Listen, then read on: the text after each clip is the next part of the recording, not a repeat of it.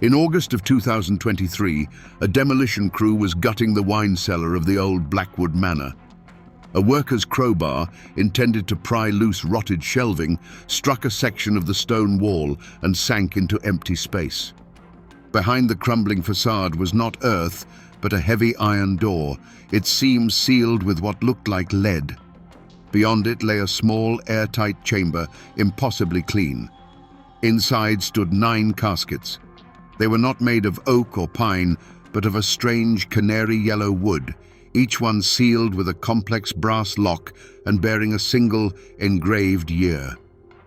When authorities forced open the casket marked 1925, they found not a skeleton, but the body of a young woman who looked as if she had fallen asleep mere hours before. At that moment, the cases of Eleanor Vance, Thomas O'Connell, Sarah Jenkins, and 6 other individuals who had vanished from the Washington, D.C. area between 1911 and 1948 were officially reopened. In the summer of 1925, Eleanor Vance was a creature of the Jazz Age. Her days were a blur of garden parties and her nights a symphony of clinking glasses and frantic Charleston rhythms. Yet, in letters to her sister, she wrote of a profound emptiness, a weariness with the fleeting nature of her world. She spoke of a new acquaintance, a brilliant man of science who had introduced her to a society dedicated to true permanence in a world rushing towards chaos. Her family dismissed it as a youthful affectation. On the 3rd of September, she packed a small suitcase, leaving behind her pearls and silk dresses. She told her tearful mother she was attending a private, long-term spiritual retreat. The last time anyone saw her, she was stepping into a black motor car, her expression not one of fear, but of serene resolution. The note she left on her pillow contained only 7 words: "I have gone to wait for the dawn." After that, there was only silence. 8 years later, in 1933, Thomas O'Connell stood on the docks, his hands raw from the cold and hard labor. The Great Depression had hollowed out the men around him, but Thomas had found a strange peace. He no longer feared the breadlines or the eviction notices. He spoke to his wife of a benefactor, a Mr. Blackwood, who was building an ark, not of wood, but of time itself. He promised her that a select few would be granted passage, sleeping through the coming turmoil and awakening to a purified world. He called it the Great Silence. He explained that their entry had to be staggered, one by one, over many years. One morning, he put on his only Sunday suit, kissed his children as they slept, and walked out the door. He had told his wife he was going to take his place, and that he would be waiting for her. He never returned. The story repeated itself, a chilling echo across the decades. A librarian in 1941, worried about the war, suddenly resigned from her post, telling a colleague she had been chosen for a project that would outlast empires. A university student, a war veteran, a seamstress. Each from a different life, yet each took the same final steps. They settled their affairs, spoke cryptically of a long journey or a quiet harbor, and then walked away from everything they knew. For their families, it was the beginning of a lifetime of unanswered questions. Police reports were filed, then archived. Missing persons posters yellowed and peeled from telephone poles. 9 distinct lives, each culminating in the same abrupt, final, and absolute void. Detective Maria Flores arrived as dusk settled over the Blackwood Manor. The air inside the main cellar was thick with the dust of decades, a stark contrast to the sterile stillness of the hidden chamber. The scene was locked down, illuminated by the harsh white glare of portable forensic lights that made the yellow caskets seem to glow with an unnatural energy. This was not a grave, it was a gallery. The forensic team, shrouded in white protective gear, moved with the slow, deliberate grace of astronauts exploring an alien world. Every movement was logged, every sample of air and dust catalogued before they dared to touch the seals. The first shocking report came from the medical examiner on site. The body of Eleanor Vance, a woman who should have been over a century old, had a core temperature of 86.4 degrees Fahrenheit. Her skin was supple. There was no rigor mortis, no lividity, no sign of decay. The subjects, as they were now officially designated, were not deceased. They were simply absent. The investigation branched into a dozen new directions within the first hour. An engineering team analyzed the chamber itself, concluding it was a marvel of hermetic sealing designed to be completely airtight for centuries. The ventilation system was a closed loop connected to a series of now corroded tanks hidden beneath the floorboards. This was not a room, it was a machine. This machine presented the first key questions of the investigation, the ones that would become micro-hooks into the past. First, the air analysis. The lab reported a unique, inert gas mixture, heavy with argon, designed to halt cellular decay. But it was laced with pollen from a species of orchid that botanists confirmed had gone extinct in the late 19th century. Where did it come from? Second, the metallurgy. The intricate brass locks on each casket were crafted with a watchmaker's precision, a design no locksmith in the DC area could identify. Initial swabs of the locking mechanisms, intended to test for DNA, revealed trace amounts of cyanide. Why build a system of perfect preservation only to contaminate the locks with a fast-acting poison?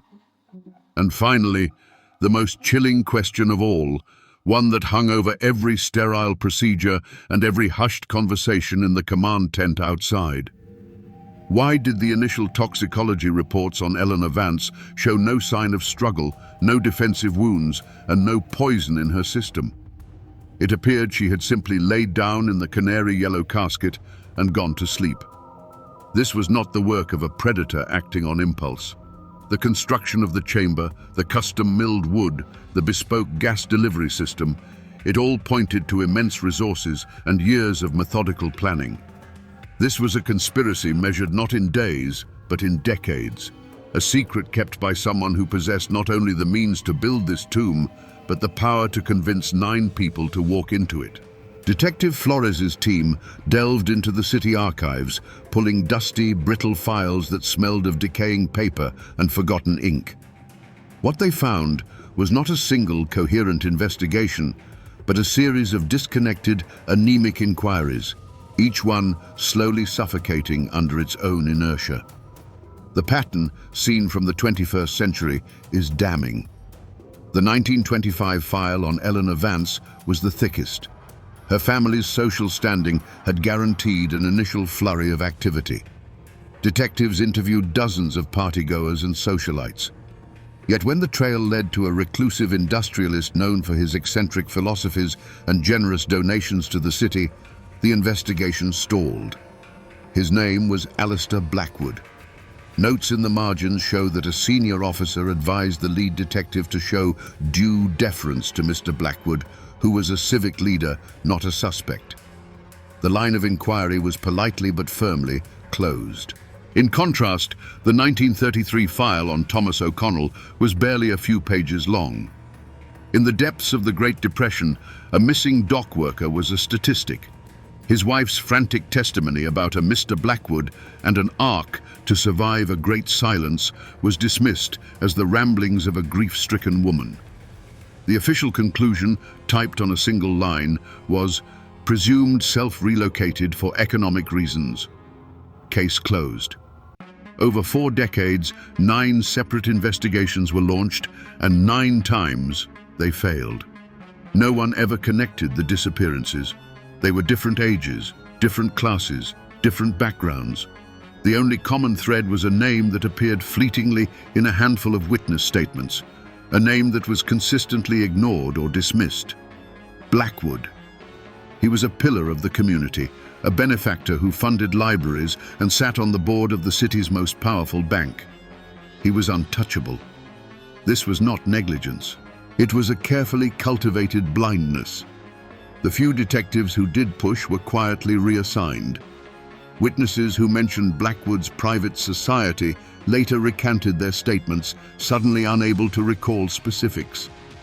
The wall of silence surrounding the Blackwood Manor was not built of stone, but of influence, money, and the quiet complicity of an establishment protecting its own. And so, the original investigations died, not with a bang, but with the silent closing of a file drawer. That silence was a form of permission. It allowed the iron door in the cellar to remain sealed, the gas mixture to remain stable, and 9 human beings to lie suspended in a secret tomb, hidden in plain sight, for the better part of a century. With the historical records proving to be a map of deliberate dead ends, Detective Flores turned to living memory. There was only one name connected to the Blackwood estate for its entire history: Peters. She found Arthur Peters, grandson of the original groundskeeper, living in the same small cottage his family had occupied for over a century, a stone's throw from the manor. He was a man in his late 70s, with hands like gnarled oak and eyes that held the guarded stillness of someone who had spent a lifetime keeping watch. He spoke of Alistair Blackwood not as an employer, but as a prophet. He called him the founder. He remembered his grandfather Samuel speaking of Blackwood's great work with a reverence usually reserved for scripture. When Flores asked directly about the hidden chamber, Arthur's composure fractured. He claimed ignorance, but his gaze kept drifting towards the manor's foundation. He insisted Mr. Blackwood was simply a man preparing for a long winter, and that the 9 who visited were not victims, but pilgrims. He offered no more. It was the testimony of a man reciting a catechism learned in childhood. While Flores dealt with the living ghost of the estate, her team waged a parallel war against paper and time. They digitized thousands of pages of Blackwood's personal and corporate financial records, searching for anomalies. They cross-referenced shipping manifests from the Port of Baltimore, looking for unusual imports. They reviewed city planning archives, searching for building permits that never should have been approved. Slowly, the digital dragnet began to pull in a strange catch. They found purchase orders from Blackwood Industries for industrial quantities of argon gas, shipped not to a factory, but directly to the manor, logged under the bizarre heading Experimental Orchid Preservation. They discovered the personnel files confirming 3 generations of the Peters family were not just employees, but lived on a private stipend, a retainer paid quarterly from a trust established by Blackwood himself. They were not staff, they were guardians. The team also unearthed the original 1905 architectural plans for the manor. In the corner of the cellar blueprint was a large empty space marked only with the initials AB. A revised schematic, filed a year later, showed that same space walled off, designated as simple bedrock. But the most unsettling discovery came late one night from a junior detective sifting through the manor's domestic ledgers. Buried between invoices for silver polish and gardening shears, he found a series of payments made every few years to a man listed only as a horologist and instrument maker in Switzerland. The service rendered was cryptic: recalibration of the brass regulators. There were 9 such entries, the last one dated 1948. There were no clocks in the cellar. The discovery of cyanide on the brass locks was the spark the investigation had been waiting for. It was the first piece of hard, tangible evidence that pointed not to a bizarre scientific experiment, but to straightforward murder. Detective Flores and her team seized upon it. The narrative was simple, familiar, and terrifyingly plausible. Alistair Blackwood was not a philosopher. He was a predator, a highly intelligent, patient, and methodical serial killer who operated for nearly 40 years. The theory reshaped the entire investigation. The talk of a great silence and an arc was reinterpreted as the sophisticated psychological grooming of a cult leader, luring his victims to their deaths with promises of salvation. The 9 individuals were not willing pilgrims. They were lambs led to the slaughter. The preservation process was seen as the ultimate act of a psychopath's God complex, a way to keep his trophies perfect and eternal. The investigation shifted its focus, poring over the victims' histories, searching for the vulnerabilities Blackwood must have exploited. For 2 weeks, this theory was the central pillar of the case. It made a horrifying kind of sense. The cyanide explained the lack of any struggle. The victims would have been incapacitated or deceased before being placed in the caskets. The meticulous preservation was the work of a deranged artist admiring his collection. The DA's office began preparing a posthumous indictment.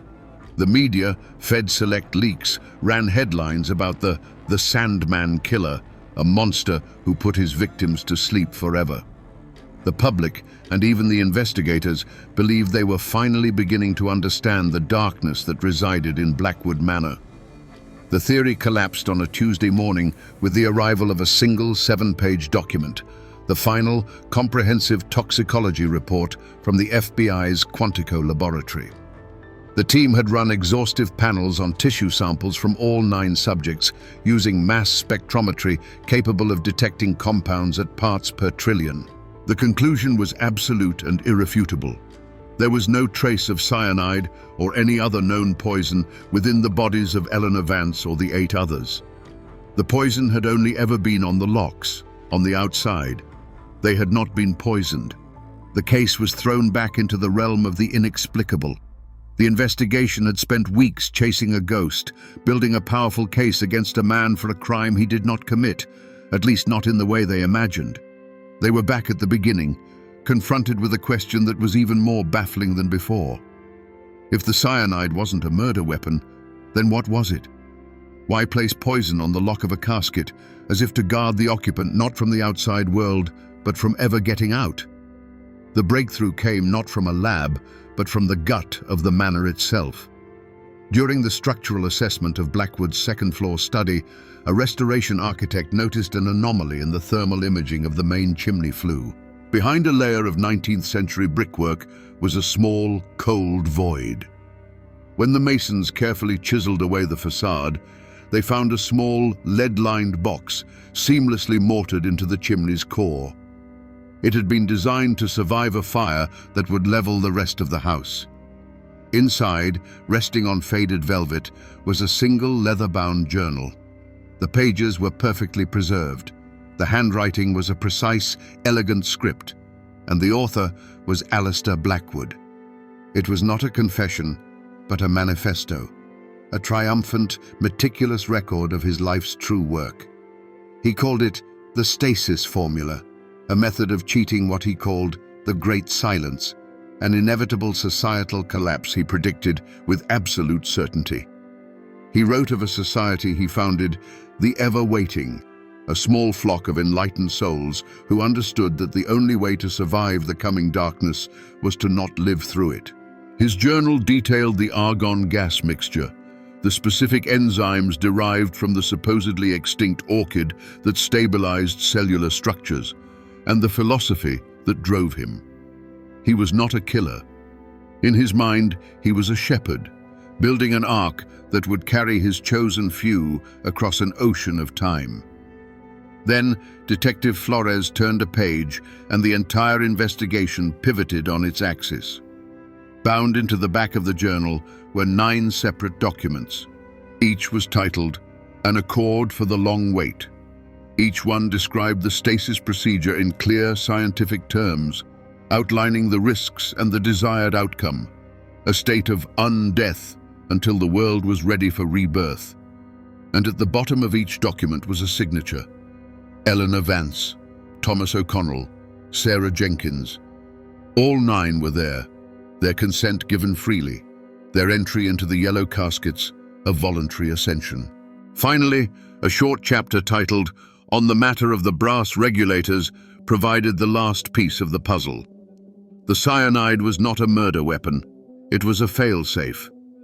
Blackwood feared that if the chamber were ever breached by the unworthy before the Great Silence had passed, his flock would awaken into a world still in chaos. The intricate locks were designed so that any attempt to force them would release a tiny amount of cyanide gas into the caskets. It was, in his own twisted words, a final mercy to prevent a rude awakening.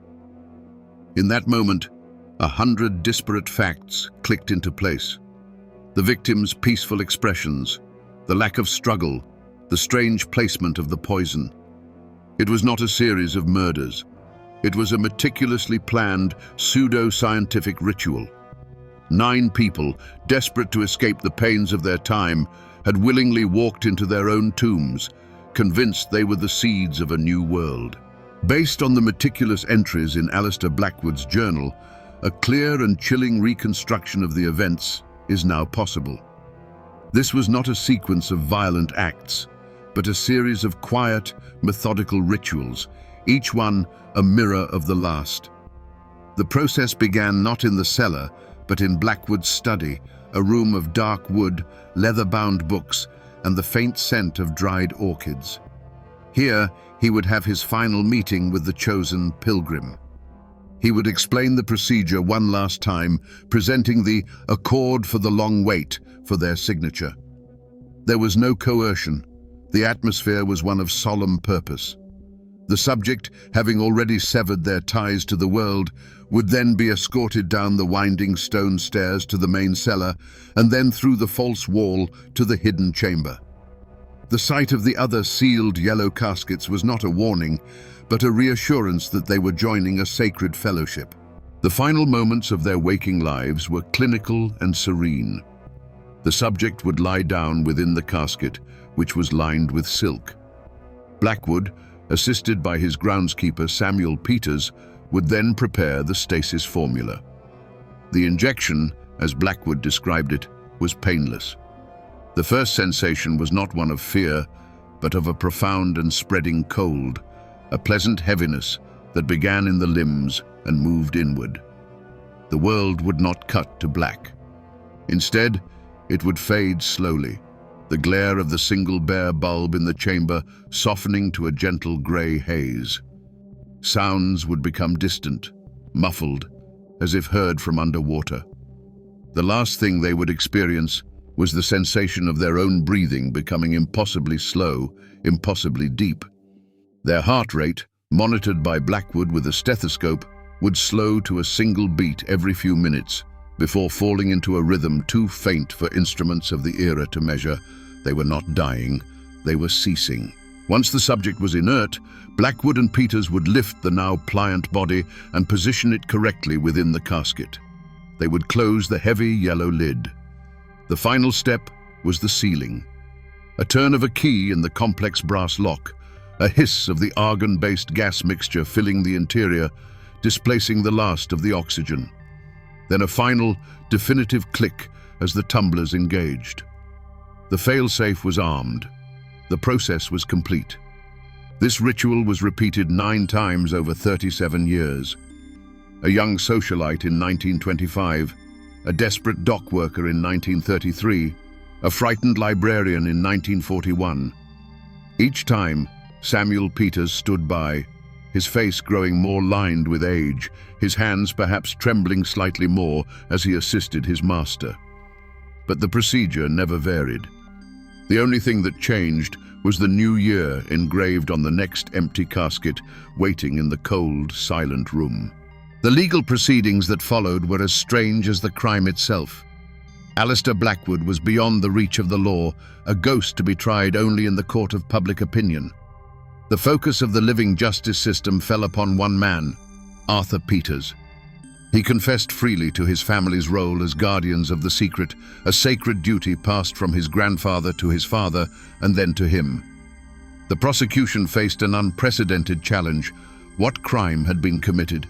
It was not murder. The victims were willing participants.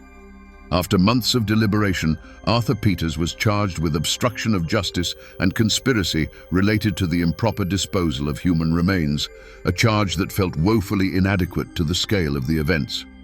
His sentence was suspended, his age and the unique circumstances rendering any prison term a moot point. The investigation into Blackwood's own fate provided a final, ironic twist. Following a lead from his journal's last entry, "The final vessel is prepared, my own," investigators excavated the manor grounds. Near an ancient oak tree they found it, a 10th canary yellow casket, empty. The prevailing theory is that upon Blackwood's death from a heart attack in 1950, his most devout follower, Samuel Peters, suffered a crisis of faith. He could not bring himself to entomb the man he saw as a prophet. Instead, he buried Blackwood in a simple, unmarked grave and sealed the secret of the empty 10th casket, choosing to protect the sleeping flock rather than complete his master's grand design. For the descendants of the Nine, the discovery of the journal was a profound shock. It replaced the simple narrative of a missing person with a complex story of faith, fear, and a desperate desire to escape the world. There was relief in knowing the truth, but it was a truth laced with confusion and a strange, inherited grief. They were forced to mourn not a victim, but a choice they could never fully comprehend. The most brutal form of justice, however, was delivered by nature itself. Removed from their sealed, argon-filled environment, the bodies began to change. Within 72 hours, the stasis failed. A century of deferred decay occurred with breathtaking speed. The unblemished skin wrinkled, the lustrous hair turned to dust. The 9 sleeping pilgrims were finally and irreversibly claimed by the time they had tried so desperately to cheat. The families had found their long-lost ancestors, only to watch them turn to dust before their eyes. Legal justice had closed the file, but it could not heal the wound. It had only exposed it to the air. The Blackwood Manor now belongs to a historical preservation society. The grounds are perfectly manicured, the windows are clean, and the iron gate is polished. It has been scrubbed of its secrets and turned into a monument. Tourists can book a guided tour that ends at the threshold of the cellar, where they are allowed to peer through a reinforced glass wall into the small, empty chamber where the yellow caskets once stood. It is the most popular stop on the tour. The 9 yellow caskets themselves now sit under the sterile lighting of an FBI evidence facility in Quantico. Tagged and numbered, they are no longer vessels for a sacred journey, but artifacts from a crime scene without a crime. Alistair Blackwood's grand arc, his promise of eternity, has been reduced to a collection of exhibits in a climate-controlled warehouse. His philosophy, his life's work, has become a footnote in a very strange, very cold case file. In the end, 9 people, separated by years and circumstances, all made the same choice. They sought salvation from the anxieties of their time, from the frantic chaos of the Jazz Age, the crushing poverty of the Great Depression, the existential dread of a world at war. Alistair Blackwood did not hunt them. He simply offered an alternative to the noise of the 20th century, a perfect, unending quiet. He called his prophesied apocalypse the Great Silence. But the world never ended. The cities did not fall. Humanity did not perish. The silence he promised was delivered only within the cold stone walls of his cellar. It was a silence kept for nearly a century, only to be broken by the screech of a crowbar and the harsh glare of modern light. The final note left by Eleanor Vance, the first to enter the Ark, read, "I have gone to wait for the dawn." But the dawn never came for her, or for any of the others. All they found was a long night, followed by a rude awakening into oblivion. And now, the only thing that remains in that cellar is the profound, echoing silence of the weight itself.